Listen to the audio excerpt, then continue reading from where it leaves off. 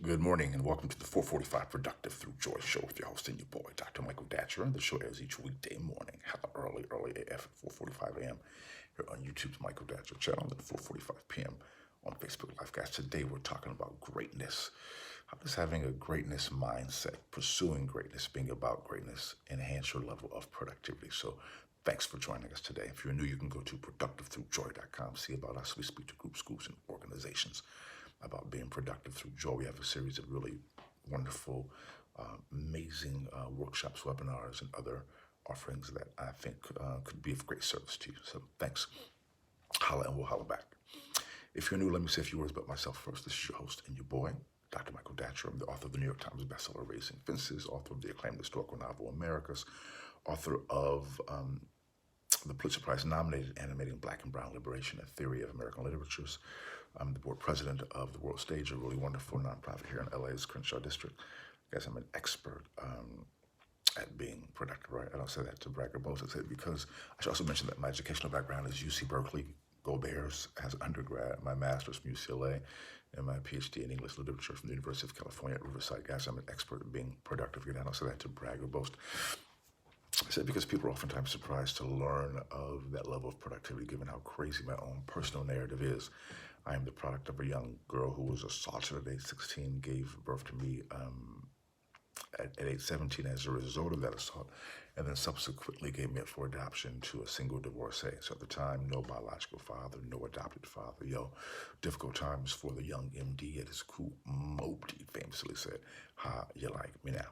If I can be this productive and be so through joy, many people can be this productive, we think, in their own way and in their own lane, which really inspires this show because I know it's not where you're from.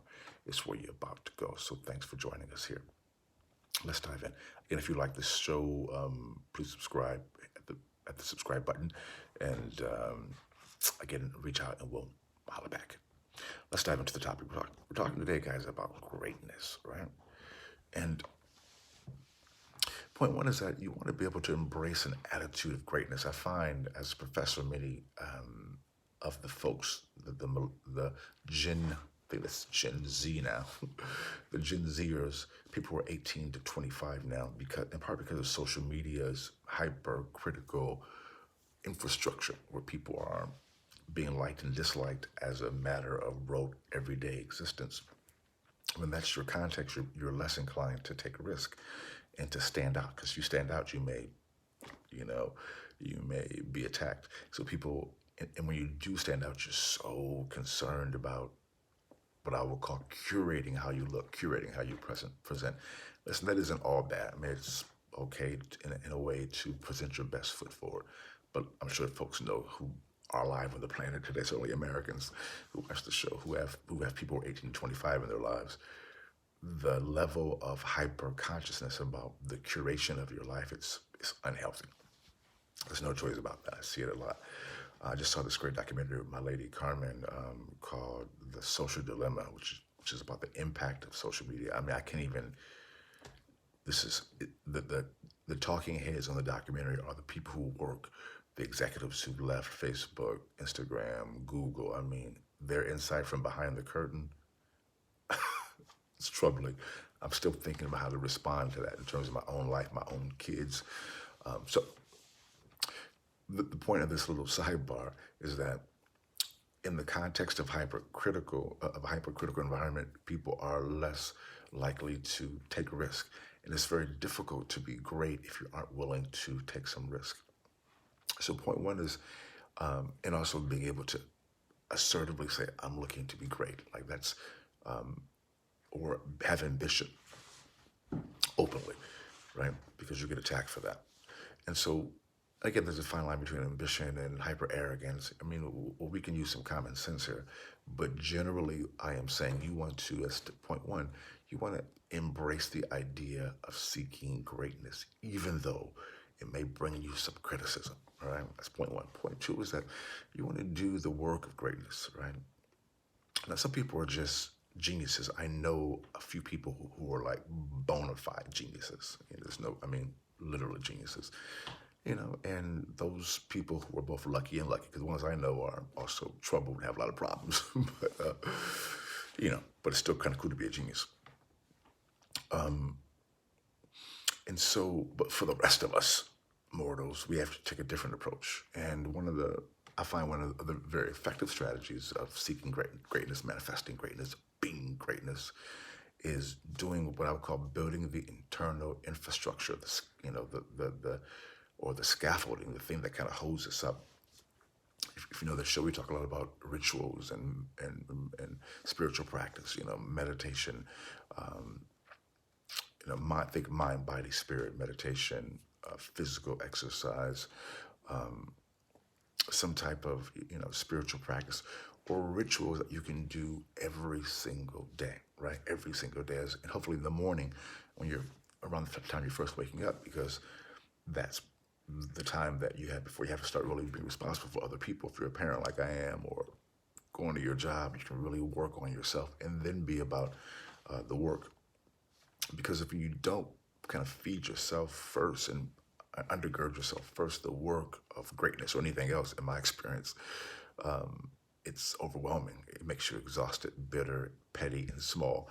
I know a lot of people like that. I had a colleague of mine recently kind of show his hand to me, which was really troubling. But we all know people like that, who are just embittered about life. And listen, in the age of Donald Trump, life can make you embittered. There's no two ways about it.